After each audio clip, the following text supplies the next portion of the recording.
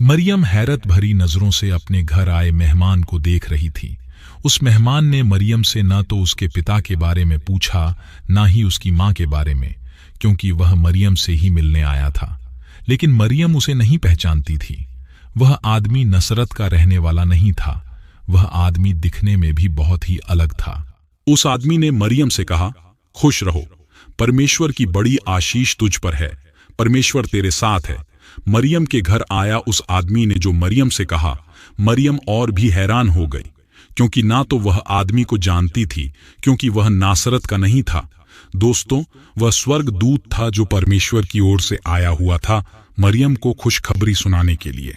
जब उसने कहा कि परमेश्वर की बड़ी आशीष तुझ पर है, तो वह बहुत घबरा गई और सोचने लगी कि इस नमस्कार का क्या मतलब है।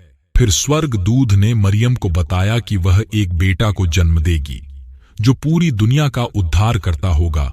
वह राजा बनकर याकूब के घराने पर हमेशा तक राज करेगा और उसके राज का कभी अंत नहीं होगा। यह सुनकर मरियम बोलती है, हे प्रभु, पर यह कैसे हो सकता है, क्योंकि मेरी तो अब तक शादी ही नहीं हुई है और मैं अभी तक किसी लड़के का मुंह तक नहीं देखा है। जब यह बातें हो रही थीं, तो दोस्तों, आपको मालूम हो कि मरियम की अभी तक सच में शादी नहीं हुई है और ना ही वह शादी से पहले किसी लड़के के साथ कुछ गलत काम किए थे, इसीलिए वह हैरान रह गई। स्वर्गदूत ने मरियम को समझाया कि परमेश्वर की दया से तू गर्भवती होगी।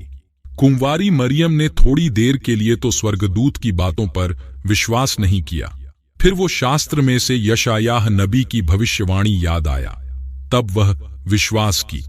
स्वर्गदूत ने उसके विश्वास को बढ़ाने के लिए इलिशिबा नाम की बूढ़ी बांझ औरत के बारे में बताया कि वो भी परमेश्वर की दया से बुढ़ापे में गर्भवती हुई। इलिशिबा मरियम की ही रिश्तेदार लगती हैं। अब मरियम क्या करती? स्वर्गदूत ने जो बात बताया और उसे सबूत भी मिला था।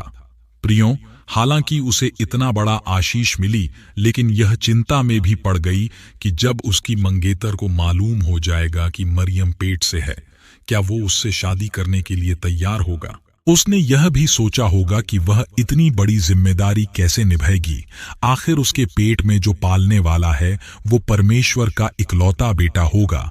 जब वह पैदा होगा, उसे इस बुरी दुनिया में उस नन्ही सी जान की देखभाल करनी होगी और खतरों से बचाए रखना होगा। फिर भी मरियम ने स्वर्गदूत से कहा, देख, मैं तो यहोवा की दासी हूं, तूने जैसा कहा है वैसा ही मेरे साथ हो। प्रियों, मरियम ये इसलिए कह पाई क्योंकि उसे पूरा भरोसा था कि परमेश्वर उसे संभालेगा, क्योंकि जो यहोवा के साथ वफादार रहते हैं उनके साथ परमेश्वर भी वफादारी निभाते हैं। प्रियों, कभी कभी परमेश्वर का दिया काम मुश्किल लग सकता है। स्वर्गदूत के जाने के बाद तुरंत मरियम तैयारी की इलिशिबा के यहाँ जाने के लिए और वह निकल गई। इस सफर में मरियम को 3 से 4 दिन लग जाते। आखिर वह इलिशिबा के घर पहुंच जाती है।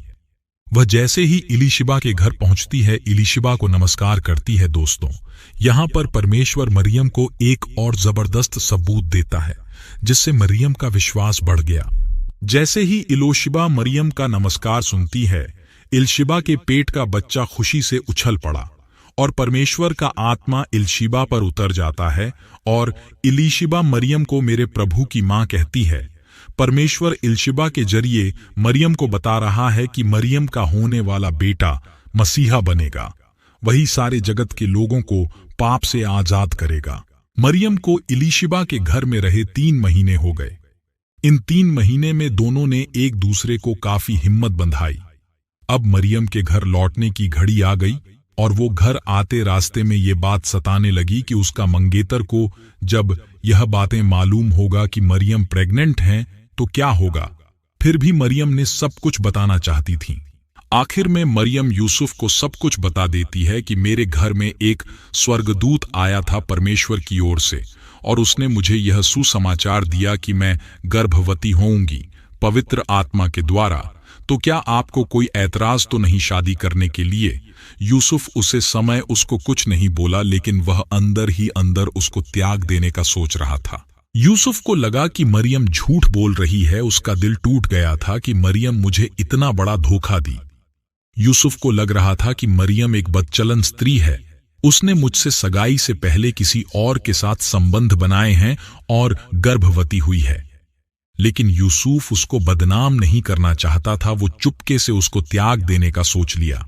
यूसुफ का नींद उड़ गया। वह दिन रात मरियम की यादों में खोया रहा। एक रात जब वह लेटा हुआ था तो परमेश्वर ने उसे दर्शन देकर इस बारे में समझाया कि सच में मरियम पवित्र आत्मा के द्वारा गर्भवती होगी। वह बिल्कुल पवित्र है। उससे शादी करने से तुम पीछे मत हटना, उसको अपना लेना, क्योंकि वह पवित्र है और परमेश्वर की ओर से ही गर्भवती होगी।